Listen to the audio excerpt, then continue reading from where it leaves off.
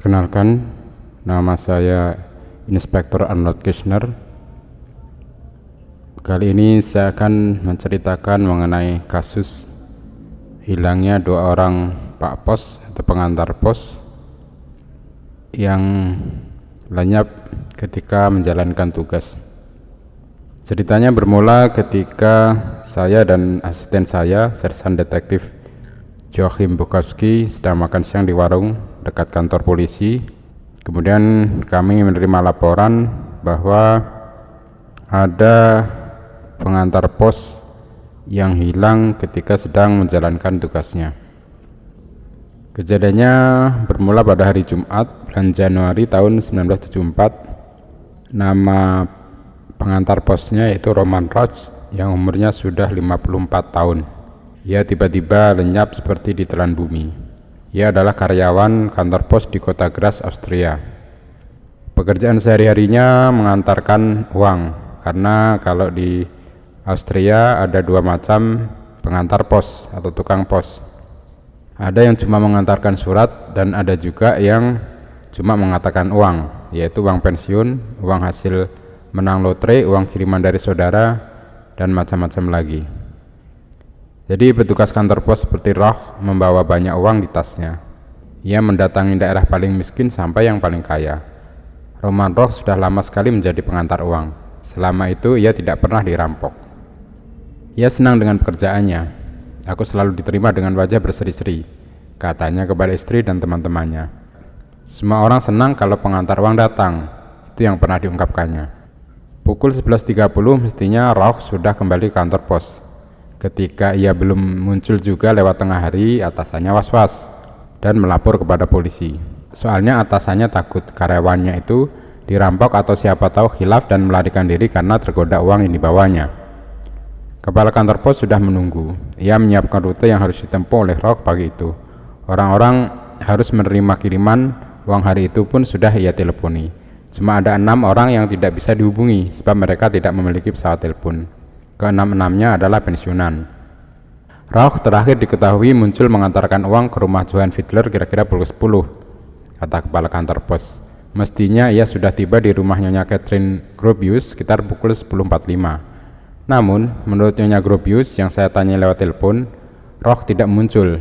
Di antara rumah Fiedler dan Gropius terdapat rumah 6 pensiunan yang tidak memiliki telepon.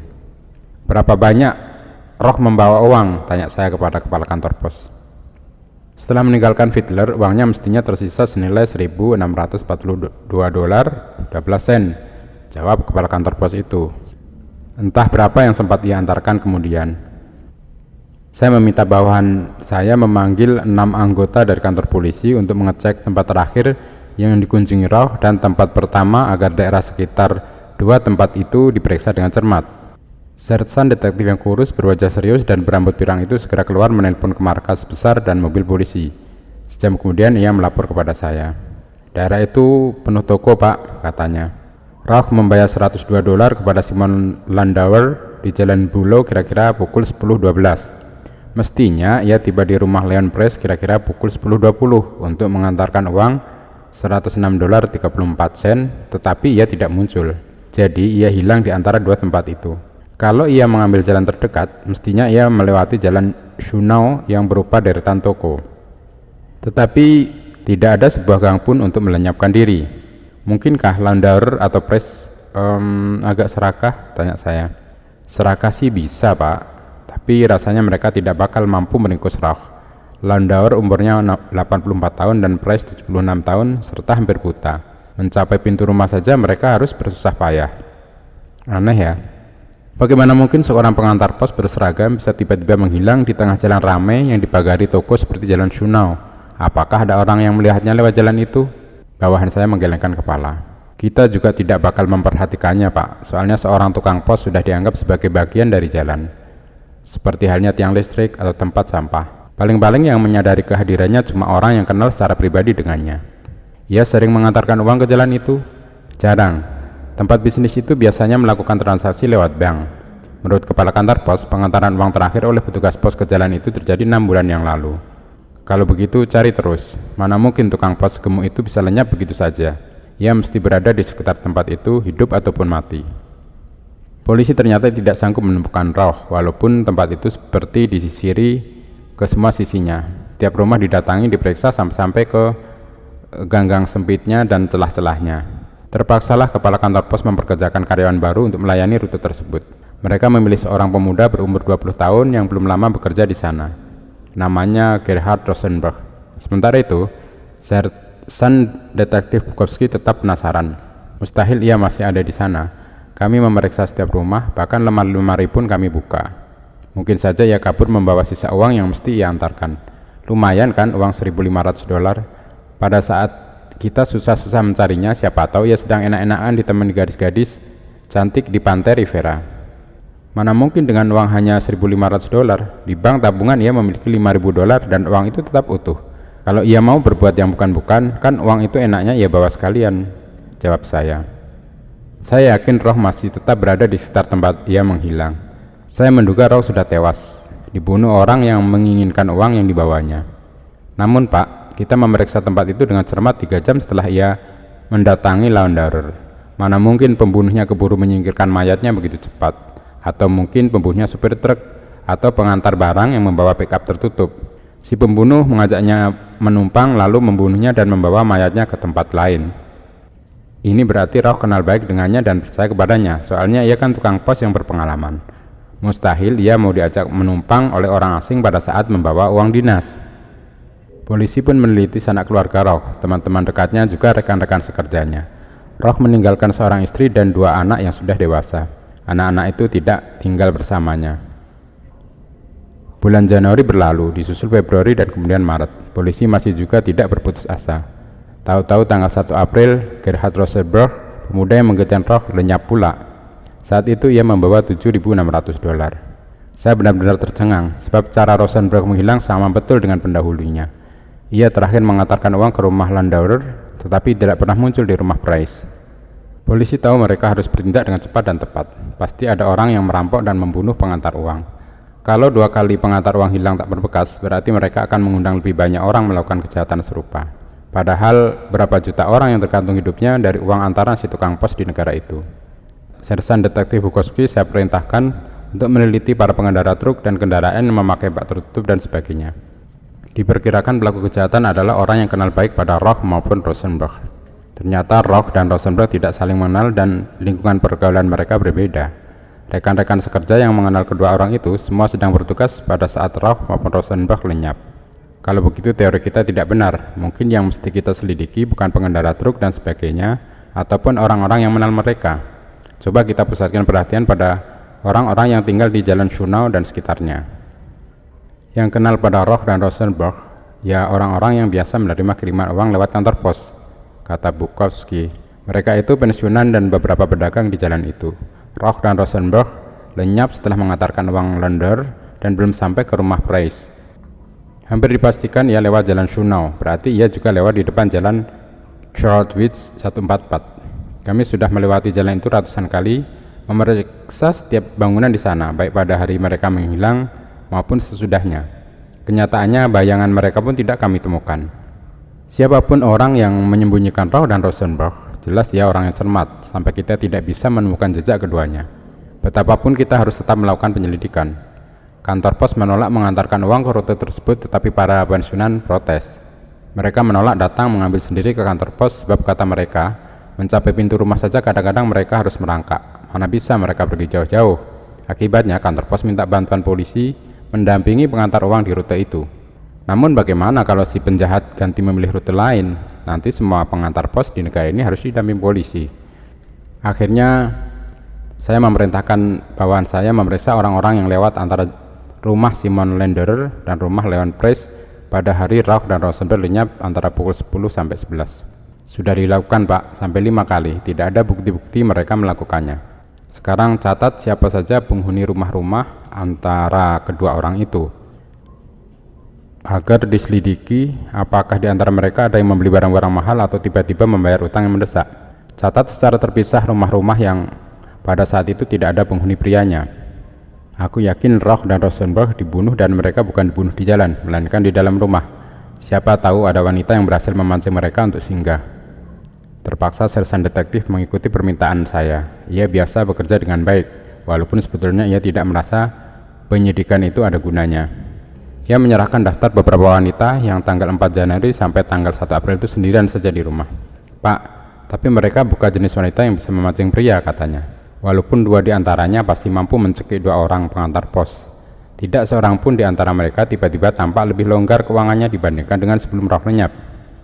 Kau sudah menyelidiki para pedagang? Ada 9 toko. Toko penjual bahan pangan Smith, toko daging Holt, kafe Sinar Matahari, toko buku bekas Ziegler, toko penjual alat-alat tulis, koran dan majalah Basel, kantor Real Estate Han, toko roti Forster, toko Cita Huber, dan kafe Huber. Semuanya toko kecil-kecil milik pribadi, kecuali kafe Sinar Matahari yang merupakan salah satu dari rangkaian kafe di negara itu. Tahun itu tidak ada yang bisnisnya lebih maju dari biasa. Bahkan Holt, Ziegler, dan Huber mengalami kesulitan uang. Ziegler dan Huber dikejar utang. Si Holt bagaimana? Mana mungkin ia kesulitan uang kalau kita lihat harga daging sedang baik sekarang. Tampaknya ia besar pasak daripada tiang. Ia baru mewarisi toko ayahnya 2 tahun yang lalu dan kini tinggal di apartemen bagus di Jalan Schiller dengan pacarnya Krista Pever yang berumur 20 tahun. Gadis itu suka barang mewah. Utangnya ada juga. Ia masih menunggak pajak dan mempunyai tunggakan di penjagalan. Apartemennya dia beli sebelum atau sesudah Rosemary hilang? Tanya saya. Sebelumnya, kira-kira 1,5 tahun yang lalu, tidak lama setelah mendapat warisan. Sudah kau selidiki tokonya? Sudah. Tidak ada pintu keluar dari belakang tokonya. Para saksi mata menyatakan ia tidak pernah keluar dari tokonya tanggal 4 Januari dan 1 April pagi. Ia kan sendirian di toko. Kalau tokonya ditinggal, mesti ditutup. Kenyataannya hari-hari itu buka sepanjang hari. Kau periksa tokonya pada saat roh dan Rosemary lenyap? Periksa dong Pak, masa tidak? Tokonya kecil saja. Di belakang toko cuma ada ruangan kecil untuk duduk-duduk. Ia tak mempunyai pintu belakang maupun jendela. Ruang bawah tanah pun tak ada. Ada roti isi sosis yang ia jual kepada anak-anak sekolah. Rasanya lumayan juga, saya mencobanya 1. Kalau ia tidak meninggalkan toko, tidak memiliki tempat untuk menyembunyikan mayat, berarti ia tidak bisa membunuh tukang pos. Kecuali kalau korbannya cepat-cepat ia potong-potong untuk dijual sebagai stik atau daging panggang, kata saya. Lagi pula, untuk apa seorang tukang pos masuk ke toko daging? Masuk ke kafe sih, bisa saja.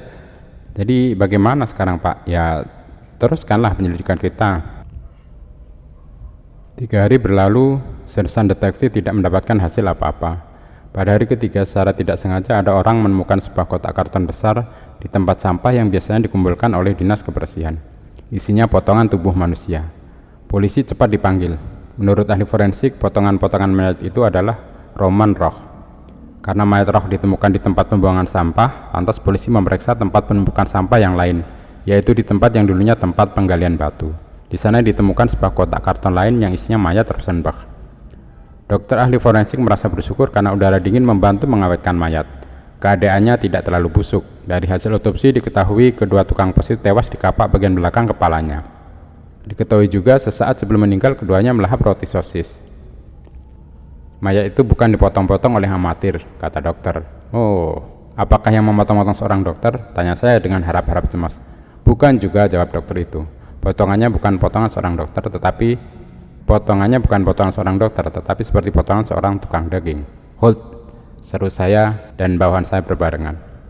Mengapa sersan detektif Korski tidak berhasil menemukan Roch maupun Rosenberg ketika ia memeriksa toko daging Holt tidak lama setelah kedua tukang pos itu lenyap? Saya memang kurang teliti Pak, kata Bukowski. Ia ingat pada saat ia datang ke tempat itu, si tukang daging Holt yang berumur 26 tahun itu berdiri di belakang meja tempat melayani pembeli. Karena ketika itu ada orang membeli stik dan sebagainya. Daging itu ia ambil dari lemari pendingin di kolong meja tempat ia melayani pembeli. Rupanya mayat korbannya ia tutupi dengan tumpukan daging. Namun bagaimana membuktikan bahwa Karl Holt yang membunuh kedua tukang pos itu? Nasib baik kami alami ketika seorang karyawati perusahaan real estate yang letaknya di seberang toko Holt mau menyatakan di bawah sumpah bahwa ia melihat Gerhard Rosenberg memasuki toko Holt pada tanggal 1 April pagi itu, tetapi tidak pernah keluar lagi. Mengapa Gertrude Fleischer ingat? Gadis itu terkesan pada ketampanan Rosenberg dan setiap kali menunggu pemuda itu lewat. Sersan detektif Bukowski mendatangi pula Binatu-Binatu. Di sebuah Binatu, ia mendapati keterangan bahwa pada tanggal 5 Januari dan tanggal 2 April, Holt mengirimkan karpet ruang duduknya yang kecil di belakang toko untuk dibersihkan dengan dry cleaning. Petugas di toko Binatu tidak ingat lagi apa yang dibersihkan dari karpet pada tanggal 5 Januari. Tetapi mereka ingat bahwa karpet yang dikirimkan kepada mereka tanggal 2 April dinodai oleh darah. Namun karena Holt itu tukang daging, mereka menganggapnya lumrah saja karpetnya kena noda darah. Keterangan lain diperoleh dari seorang pelanggan Holt. Tanggal 2 April, toko daging Holt tutup sebentar lewat tengah hari. Mungkinkah detik itu ia sibuk memotong-motong tubuh korbannya untuk dimasukkan ke kotak karton? Ia tidak perlu sengaja tutup toko sehari setelah Rauch dibunuh, sebab hari itu hari Minggu dan semua toko tutup. Akhirnya mereka menahan Carl Holt. Sesudah diinterogasi beberapa jam, ia mengaku, "Saya perlu uang, Pak," katanya. Ternyata Rauch mempunyai kebiasaan membeli roti sosis setiap hari. Tanggal 4 Januari itu, ia disuguhi kopi oleh Holt di kamar duduknya yang kecil di belakang toko. Saat ia sedang makan roti sosis, kepalanya dipukul dengan kapak. Rauch tewas seketika. Jenazahnya ditaruh dalam lemari pendingin, ditutupi dengan potongan-potongan daging. Sayangnya, Rauch tidak membawa banyak uang, jadi ia mengulangi perbuatan nekatnya sekali lagi terhadap Rosenberg. Carl Holt dinyatakan bersalah melakukan 2 pembunuhan yang direncanakan lebih dahulu, namun ia luput dari hukuman mati. Tanggal 23 Agustus 1974, ia dijatuhi hukuman seumur hidup. Kalau sudah menjalani 12 tahun penjara, ia berhak untuk menikmati kehidupan di luar penjara.